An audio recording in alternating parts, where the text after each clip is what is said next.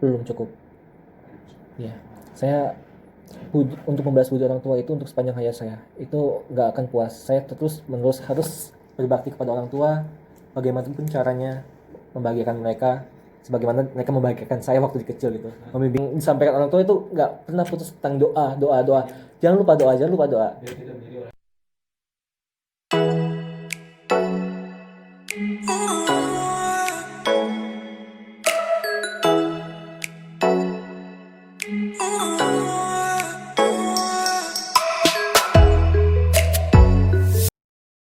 Assalamualaikum warahmatullahi wabarakatuh. Ketemu lagi bersama saya di channel Arif Official. Oke, kali ini saya bersama sahabat saya nih, namanya Arif juga. Malam hari ini dia akan menemani saya talk show atau siaran langsung di 93.2 RCA Isania FM. Oke, kali ini dia akan berbagi tentang pengalamannya selama lulus dari sekolah menengah atas. Eh, apa nih? Lulus dari SMA, kemudian bisa menggapai cita-citanya yang tidak lepas dari perjuangan orang tua. Iya. Ya kan? Oke. Monggo kenalkan dulu. Halo, nama saya Muhammad Arif Aliwasi. Saya dari Sukabumi. Bintang tamu pada malam hari ini bersama talk show bareng Bareng Arif. Arif ya. Di sini saya menceritakan tentang pengalaman saya dari SMA maupun setelah lulus dari SMA mengikuti sekolah kedinasan di salah satu PTK di Bogor. Itu tanpa eh, tentunya dengan perjuangan eh, dan doa dari orang tua. Ah. Mampu sangat mampu tidak, sangat kurang juga tidak. Iya. Ya boleh dikatakan sederhana ya. Saja, Ya. sederhana aja. Tapi saya Berkecukupan. ngerti perjuangan dari bapak ibu Ah. sejak menyekolahkan saya dari masa TK sampai masa kuliah. Mm. Itu sangat sesuatu sekali. Mm. Sangat Sesuatunya perjuangan. bagaimana? Karena saya ini anak bungsu dari 3 bersaudara. Mm. Maka mengenyam masa sampai perguruan tinggi S1 untuk kakak pertama, sedangkan kakak kedua D3. Oh, Nah, sedangkan saya sendiri sampai D4 dan itu pun D4 jadi kalau sebenarnya setelah lulus SMA ini saya sempat 1 tahun tidak, sejak lulus tahun 2010 Mhm. saya 1 tahun ini nggak mengenyam masa pendidikan. Jadi boleh tahu dong alasan kenapa sampai tidak mengenyam pendidikan? nah Apa itu keputusan sendiri atau memang keadaannya memaksa seperti itu? itu sebenarnya keputusan sendiri. Oh, oh. Pasti ada tujuan khusus dong. Kenapa kamu sampai ngambil keputusan seperti itu? Sedangkan tadi di awal disampaikan dari keluarga yang memang berkecukupan sampai kamu berani mengambil keputusan seperti itu. Tanpa biaya satupun dari orang tua ketika masa pendidikan perguruan tinggi. Luar biasa. Sedangkan kedua kakak saya ini kan masih dibiayai oleh orang tua. Nah, saya ingin memutar cara gimana caranya dapat beasiswa ataupun tidak bayar sama sekali ketika masa pendidikan perguruan tinggi. Oh, gitu. Nah, di tahun 2010 ini saya coba perguruan tinggi, salah satu perguruan tinggi kedinasan di Kota Bogor, namun gagal 2010. Nah, di situ saya nggak putus asa. Saya coba cari cara gimana caranya pingin mengumpulkan uang agar bisa membiayai dengan diri sendiri gitu untuk mengenyam masa pendidikan perguruan tinggi. Padahal di saat mungkin ya kebanyakan anak muda ya, mungkin ya, bukan kebanyakan sih, mungkin ada beberapa anak muda yang dia kan senang dengan fasilitas orang tua. Ini kok malah ambil keputusan untuk tadi disampaikan jaga waret ya. Untuk apa? Untuk mencoba satu beasiswa dan kenapa enggak? Aduh, ini mumpung orang tua mau membiayai, kenapa tidak seperti itu? Ada alasan apa itu? Untuk biaya S1 untuk kakak pertama dan biaya D3 untuk kakak kedua. Dan saya sadar diri sih sebenarnya, walaupun orang tua menawarkan ketika nggak lulus di perguruan tinggi kedinasan, coba di perguruan tinggi negeri, nggak apa-apa pakai ujian masuk dulu kan, UMPTN namanya ya. Ketika itu ditawarkan, saya berusaha ada biaya satupun yang keluar dari orang tua. Jadi alhamdulillah Wah, luar biasa ini. berkat doa orang tua juga. Nah, ini kaitannya dengan orang tua ya. Yang kadang kita tidak sadar ada doa dari orang tua, selain itu juga ada usaha dari kitanya ya. Oke. Pertanyaan saya gini, tadi kan kamu sampaikan bahwa kamu itu bukan asli Tegal, kemudian kamu hidup di Tegal. Ini dengan orang tua apa tidak nih? tinggal dengan kakek Iya. nenek. Oh iya. Iya, iya. Oh iya. Saya paling muda di situ di rumah itu Oh, paling muda di rumah ya. Saat itu. saat itu. Sekarang sama. Kalau tinggal sendirian. Oke.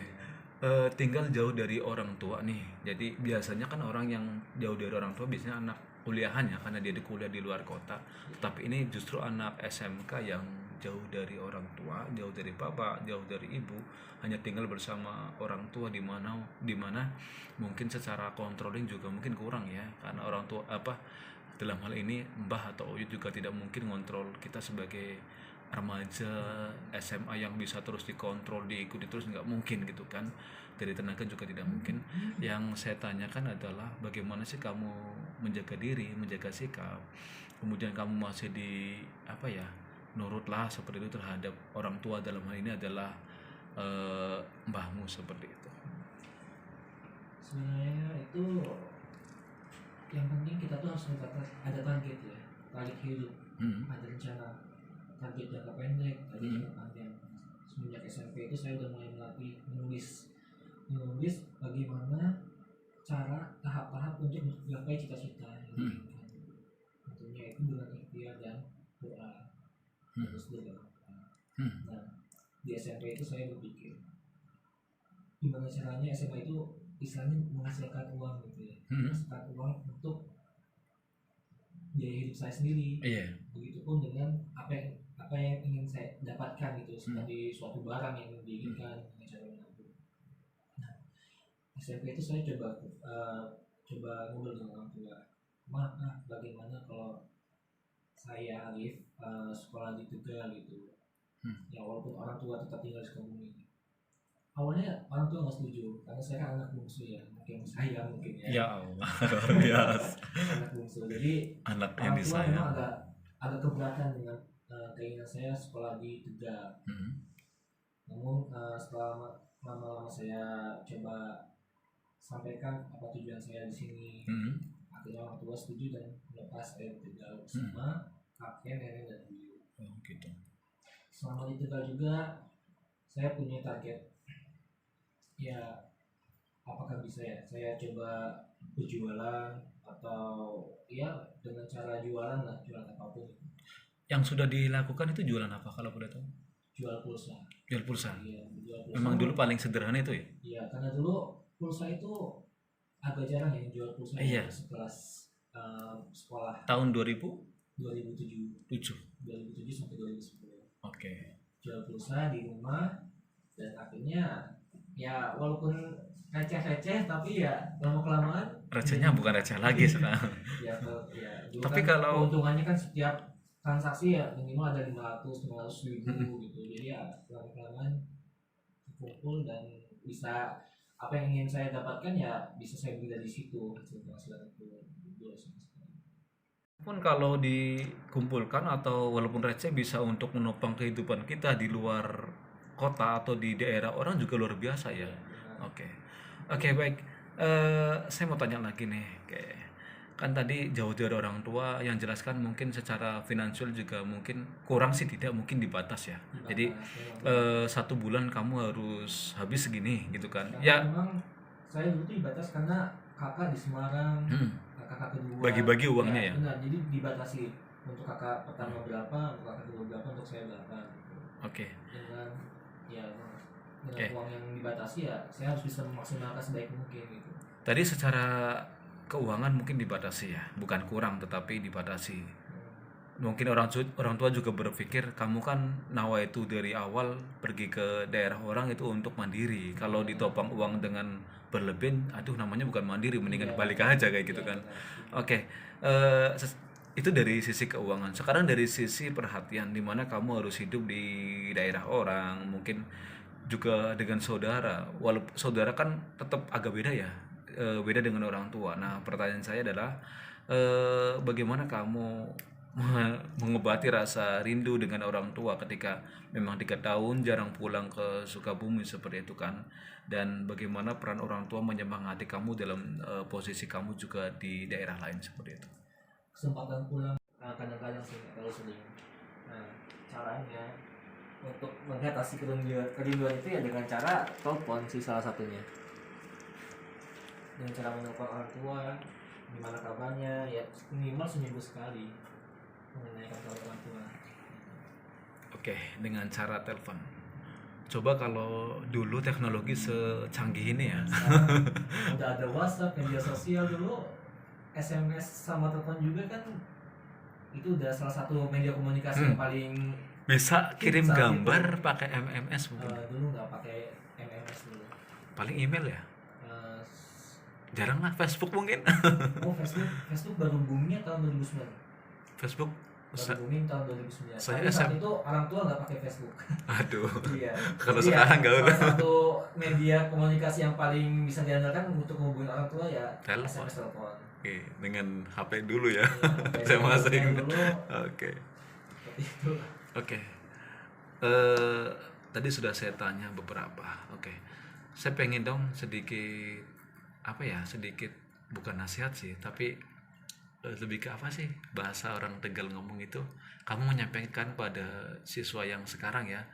Dalam hal ini kan eh, siswa SMK Sania atau siswa SMK mana yang sekarang mungkin sedang menempuh pendidikan, mungkin berkorbannya bukan seperti kamu ya, di daerah orang kamu berjuang untuk survive di daerah orang untuk tetap sukses. Nah, bagaimana untuk bertahan di kondisi sekarang perjuangannya di saat pandemi seperti itu? Bisa dong dikasih kiat-kiatnya kan, walaupun perjuangan yang berbeda tetapi untuk bisa bertahan itu bagaimana? Iya, ibaratnya kunci sukses gitu ya. Betul. Sebenarnya ada beberapa kias buat kunci bagaimana ingin meraih kesuksesan itu. Salah satunya mengerti apa yang diinginkan dalam hidup. Saya mencoba untuk apa sih yang saya inginkan itu, tujuan saya itu apa sih? Maksudnya Saya berpikir-pikir sejenak. kita berpikir kita mau apa gitu ke Iya, depan mau gitu. apa. Sebenarnya saya itu sebenarnya hobi nulis. Jadi setiap apapun yang saya ingin. Saya luruskan sebentar. Nulis dalam hal ini konteksnya nulis makna tekstual, makna sesungguhnya nulis, atau dalam artian planning hidup seperti itu. Iya. Nulis itu maksudnya apa gitu? Planning hidup saya ditulis. Dalam Ditulis. sebuah buku. Iya. Bukan maksud nulis kamu hobi nulis puisi, nulis novel, bukan Itu ya? juga ya. Oh, itu juga ya. salah satunya. Tapi puisi bukan ya. Kalau saya hobinya ke cerpen. Oh, cerpen. Cerpen dan naskah teater maupun naskah film. Oke, boleh Tapi- tuh nanti bagi-bagi naskahnya ya. Iya. Tapi planning hidup juga tentunya perlu ditulis. Karena kalau misalkan tanpa ditulis, kita nggak tahu sih tujuan kita dari awal seperti apa. Jadi Buyar. distraksi dengan yang lain kan. Apa terdistraksi. Ya maksudnya Kontaminasi ya dengan mungkin salah satunya terkontaminasi dengan yang lain. Nah, saya tulis planning hidup saya itu apa tahun 2007. Saya ingin di tahun 2010 lulus SMA itu ingin sekolah di kedinasan, free biaya sekolah, free biaya hidup, dan itu pun ya alhamdulillah akhirnya tercapai kan dengan ikhtiar dan doa dari orang tua. Nah, saya setelah menulis apa yang diinginkan dalam hidup, saya doakan kepada Allah, ya Allah mudah-mudahan ini dikabulkan gitu. Segala apa yang saya inginkan untuk masa depan, untuk jangka pendeknya dikabulkan, dan akhirnya ya dengan cara ya niat dan doa tentunya itu pun terwujud alhamdulillah seperti itu. Kita lihat orang sukses yang di luar sana, kita bisa belajar dari sana, bisa menjadikan teladan yang baik buat kita. Betul. Kadang ada yang menyampaikan belajar dari kegagalan dan belajar dari kesuksesan gitu.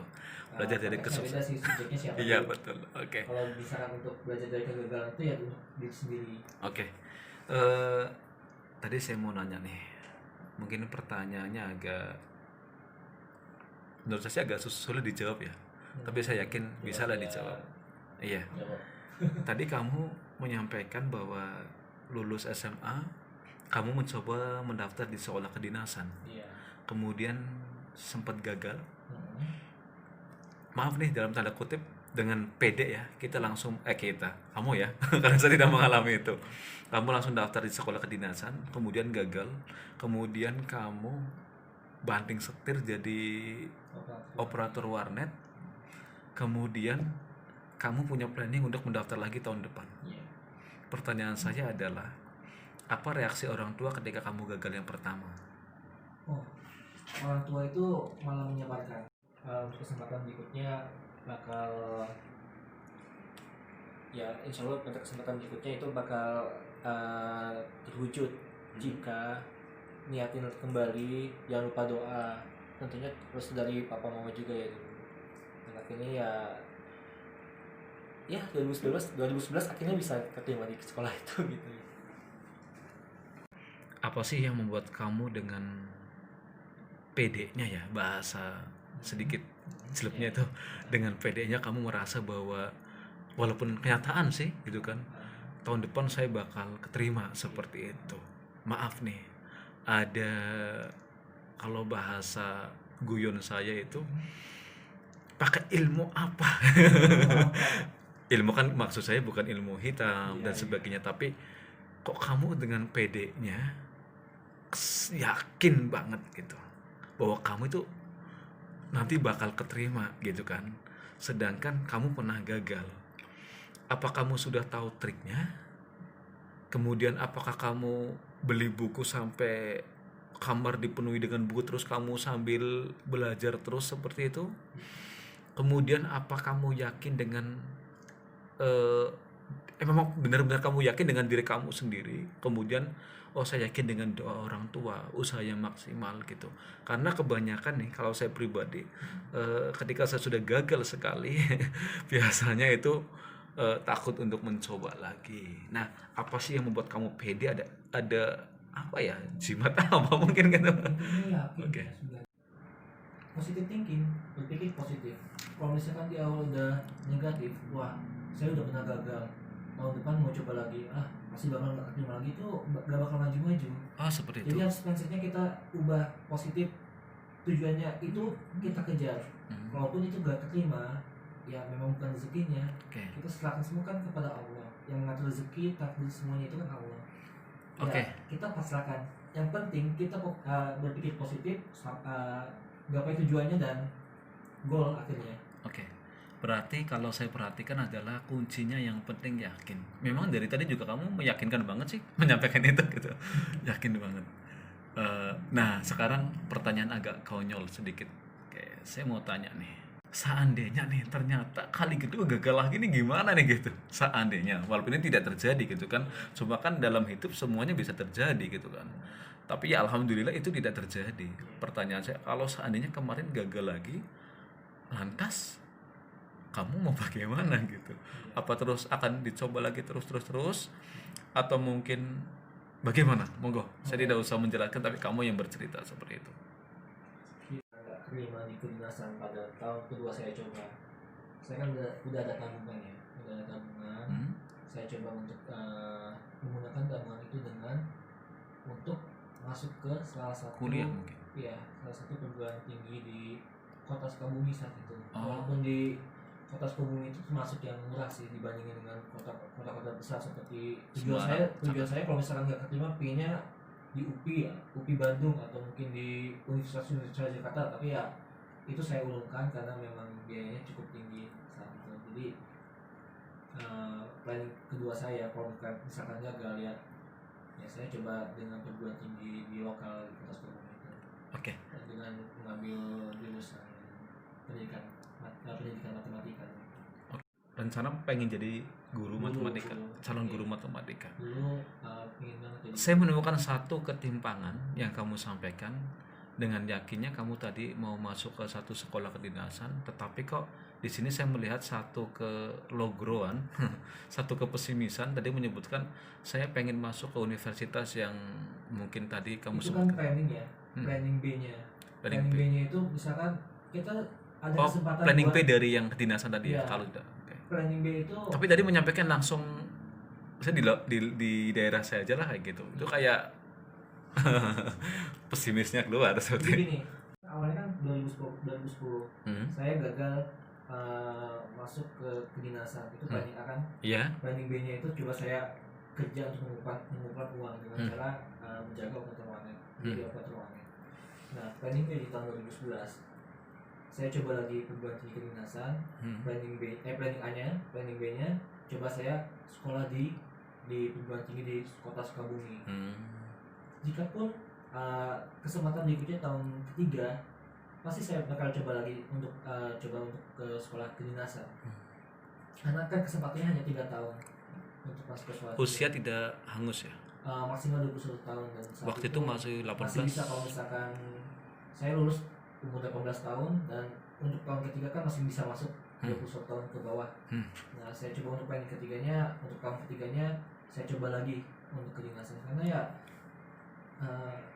boleh dibilang jujur ya, ini Emang harus sekolah jujur. kedinasan ini lebih bukan ya, Menjamin masa depan. lebih menjamin dalam arti kita sekolah dibiayai oleh negara, ya ujung-ujungnya PNS ya. Sudah terlaksana kah? Alhamdulillah sudah. Di Alhamdulillah. tahun kedua saya diterima 4 tahun masa pendidikan, dan akhirnya langsung PNS di tahun 2015. Oke. Yang disampaikan tadi menarik sekali, dan ini semakin menambah emosi pendengar nih, emosi untuk mengikuti jejaknya. Kalau boleh tahu nih, boleh dong pasti. Untuk sedikit gambaran saja, untuk masuk ke sekolah kedinasan yang kamu sebutkan tadi itu minimal lulusan apa sih? Maksudnya SMA, SMK gitu? Untuk saat saya mendaftar itu menerima lulusan SMA jurusan IPA. Namun untuk saat ini boleh sebut nama sekolah tingginya tuh tidak perlu. Sebenarnya ya untuk saat ini untuk jurusan SMK bagian IT bisa, bagian teknik bisa ya? Teknik bisa. Sudah ada ya di sana ya? Sudah bisa menerima. Kok bisa menerima? Lulusan SMK. Oke. Tanya lagi boleh ya?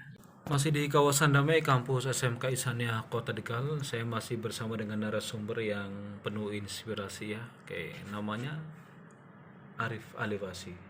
Sama dengan penyiarnya. Sama-sama. Makasih sudah disebutkan. Namanya sama-sama Arif. Bukan ngantuk ya artinya ya. Arif itu artinya bijaksana.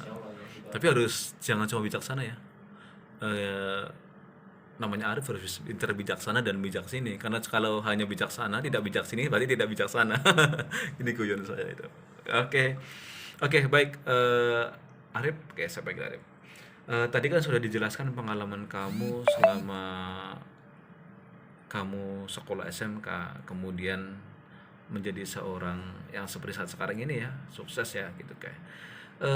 Masuk ke tema awal lagi, bagaimana sih perjuangan orang tua kayak selama tahu bahwa kamu itu kamu itu diterima di kedinasan dengan perjuanganmu yang perihnya luar biasa, sampai dengan mungkin saya yakin kamu deg-degan sekali ya ketika satu kali dia diterima, kemudian kamu banding setir, kemudian coba lagi, kemudian diterima. Nah, reaksi orang tua itu bagaimana gitu kan? Ini kan reaksi kemudian ucapan orang tua itu semuanya kan doa ya gitu. Bagaimana? Monggo. Jadi saya tuh sempat terharu ya selama masa ujian masuk kedinasan perguruan tinggi itu. Pulang pergi dari Sukabumi ke Kota Bogor itu ditemani oleh bapak saya sendiri. Bapak kemana-mana saya bersama dengan bapak. Terus untuk orang tua, untuk ibu itu selalu dalam tahajudnya, dalam setiap doanya itu mendoakan. Ditemani bapak.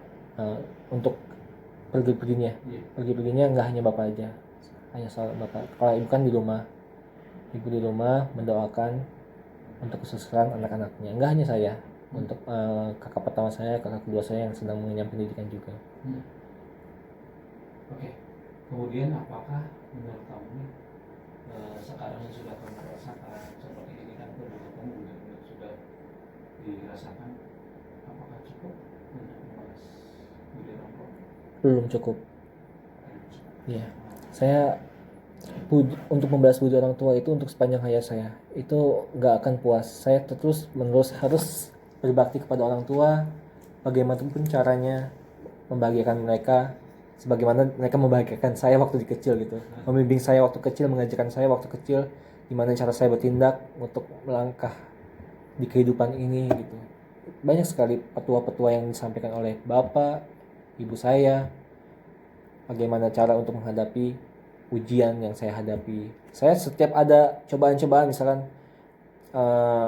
Mas saya kesulitan ini itu dan ini gitu. Jadi orang tua pasti bakal kasih saran, sebaiknya ini, itu yang terus saya ingat dan tanam buat diri saya sendiri.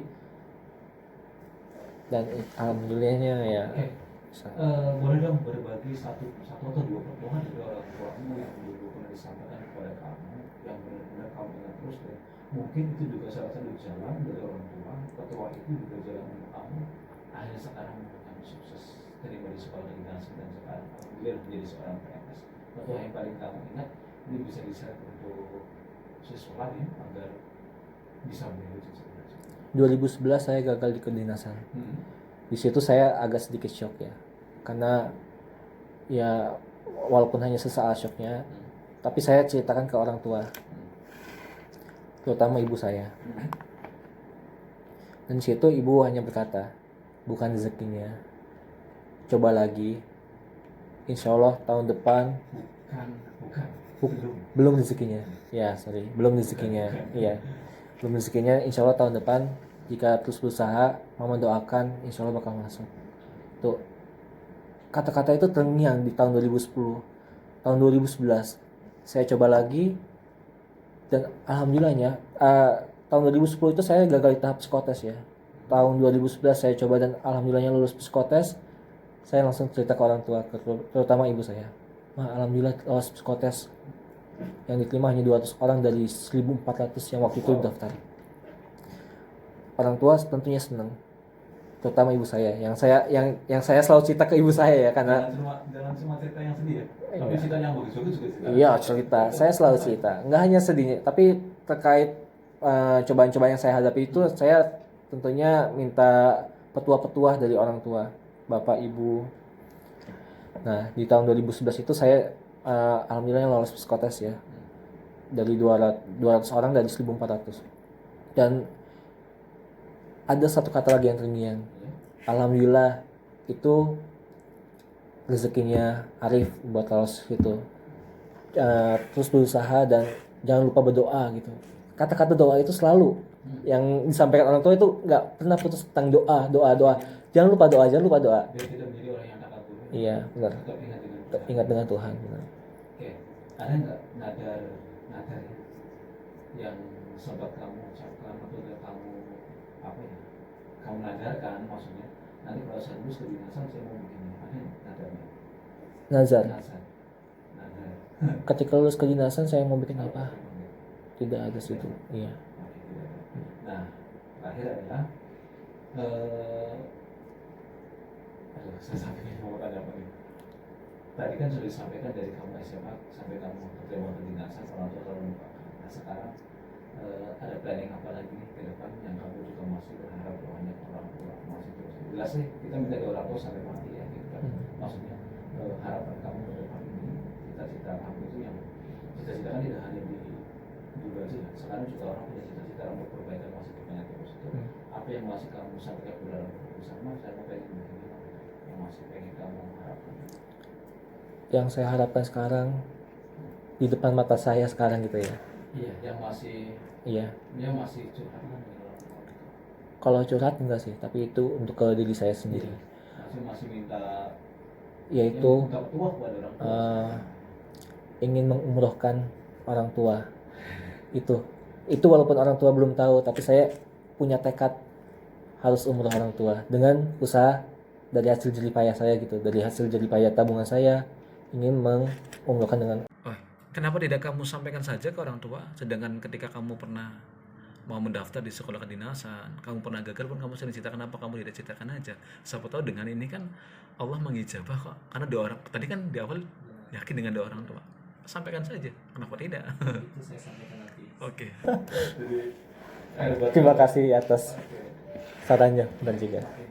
Oke, baik, ini sudah masuk di pukul 21.30. Kita masuk ke apa ini? Kalau orang Tegal bilang itu wayahe. Wah ya, waktunya ya. Dari sekian banyak kita ambil simpulan ya. Oke, tapi sebelum simpulan saya pengen dong kamu sedikit ngasih saran, ngasih masukan, ngasih nasihat untuk anak-anak atau siswa SMA, SMK yang sekarang masih sekolah, ya minimal biar meniru jejakmu atau biar meniru semangat yang sudah kamu lakukan gitu. Jangan lupa bermimpi, tapi bukan dalam arti bermimpi tidur ya. Iya. Mimpi apa tujuanmu ke depan. Coba tuliskan planning dari sekarang. Tujuanmu nanti 5 tahun kemudian ingin jadi apa, 10 tahun kemudian ingin apa, hingga 20 tahun kemudian ingin apa. Itu coba tuliskan aja di dalam kertas. Tulis beneran itu ya? Tulis beneran. Kalau saya ya, kalau untuk saya pribadi itu tulis beneran. Nah, dari itu semenjak 1 tahun kemudian, 2 tahun kemudian saya lihat tulisan saya pernah saya buat di 2 tahun ke belakang. Oh, ternyata planning saya ini. Saya udah planning apa aja nih yang udah tercapai, udah checklist apa aja nih yang udah terwujud. Nah, yang belum terwujud, saya coba lagi untuk usahakan kapan sih waktu yang tepat untuk mencoba mewujudkan itu. Dengan cara Biasanya itu itu ya. ada loh ketika kegiatan pengenalan lingkungan sekolah itu biasanya siswa disuruh untuk Menuliskan surat keinginan. cita-cita. Iya. Itu sebenarnya ini berguna sekali untuk Cuma mungkin mereka waktu itu kesannya masih dipaksa. Oh, dipaksa. mendapatkan tugas dari guru, jadi Oh, iya. belum benar-benar masuk ke jiwanya gitu. Jadi yang dibutuhkan adalah menulis dengan ketulusan hatinya ya. Oke. Itu pesannya. Jadi tadi apa lagi pesannya? Pernah berhenti Iya, menggapai ya jangan pernah berhenti bermimpi. Terus Gapai cita-citamu, apa tujuanmu, raih dengan ikhtiar dan doa tentunya. jadi di apa ya? Di enggak apa bahasanya, diangkat dengan doa gitu. Iya. Oke, luar biasa. Karena kita nggak hanya berhubungan dengan sesama manusia, kita juga hablum minallah. Berminallah. Iya, Berminanas dan berminallah. benar. Dan kuncinya memang di Doa, ya. Oke, baik, untuk seluruh pendengar setia RCA, itu tadi tema materi hari ini ya, berkaitan dengan perjuangan seorang ibu yang pada ujungnya adalah membawa kesuksesan untuk anaknya. Narasumber sudah menjelaskan banyak lebar berkaitan dengan pengalamannya dari lulus sekolah menengah atas, kemudian SMA, SMK ya gitu kan, sama, kemudian sudah mencoba untuk masuk ke sekolah kedinasan gagal, kemudian dia banding setir untuk menjadi kerja dulu ya, kayak kerja dulu, kemudian dengan yakin. Nah, kuncinya adalah di acara bincang-bincang malam ini adalah keyakinan itu luar biasa. Ternyata keyakinan itu mengalahkan segala. Doa orang tua, kemudian keyakinan, kemudian kita juga jangan lupa berdoa ya. Jadi orang tua mendoakan, kita yakin, kemudian kita juga berdoa gitu kan. Oke, baik, itu tadi paparan materi yang telah disampaikan oleh Muhammad ya, benar ya? Muhammad Arif Aliwasi, yang saya dudukan di sini langsung saya ambil dari Sukabumi bercerita tentang pengalamannya. Oke, kebetulan ini lagi libur ya kan, lagi libur, jadi sempat hadir di sini. Ini satu kesempatan Mas buat saya bisa mewawancarai, saya panggil beliau. Oke. Iya, oke, Arif, terima kasih sudah ikut berbincang-bincang di 93.2 RCA Isani FM. Semoga bermanfaat untuk saya pribadi khususnya, kemudian bisa bermanfaat untuk seluruh pendengar, untuk siswa dan sebagainya. Jangan bosan-bosan untuk ngisi ya. Nanti kalau pulang ke Tegal lagi kan, insya Allah pulang ya. Insya Allah pulang lagi. Insya Allah pulang. Insya Allahnya, insya Allah. Karena itu orang sini, jadi Iya. mau nggak mau harus balik ke sini. Mau nggak mau harus balik sini, walaupun istri diboyong diboyong dan diborong bawa sana semua. Oke, terima kasih sudah berbagi ilmu, berbagi pengalaman. Sehat terus ya untuk Muhammad Arif Aliwasi. Titip salam untuk keluarga di rumah. Ini juga nanti mau langsung terbang ke Sukabumi. Jangan lupa jaga protokol, tetap pakai masker, kemudian pakai hand sanitizer, jaga jarak, dan jangan lupa banyak istirahat. Oke, untuk seluruh pendengar setia RCA dimanapun kalian berada, saya belum mengucapkan terima kasih. Udah ya tadi, terima kasih ya. Oke, selamat malam ya Rif ya. Oke, Terima kasih banyak. Oke, terima kasih atas kesempatannya. Saya juga terima kasih atas waktunya yang telah diberikan. Oke, untuk seluruh pendengar setia RCA dimanapun kalian berada, itu tadi bincang-bincang saya bersama Muhammad Arif Aliwasi yang kebetulan juga sahabat saya. Oke, kita besok ketemu lagi di acara yang sama. Kita panggil narasumber-narasumber yang memang dia memiliki pengalaman yang baik, pengalaman yang bisa kita ambil pelajaran, ambil hikmahnya, yang jelas yang baik-baik. Oke, terima kasih. Saya Arif undur diri. Mohon maaf apabila ada salah dalam bertutur kata. Akhir kata, billahi taufiq walhidayah. Assalamualaikum warahmatullahi wabarakatuh. 93.2 RCA Isan FM. Lebih dari yang biasa.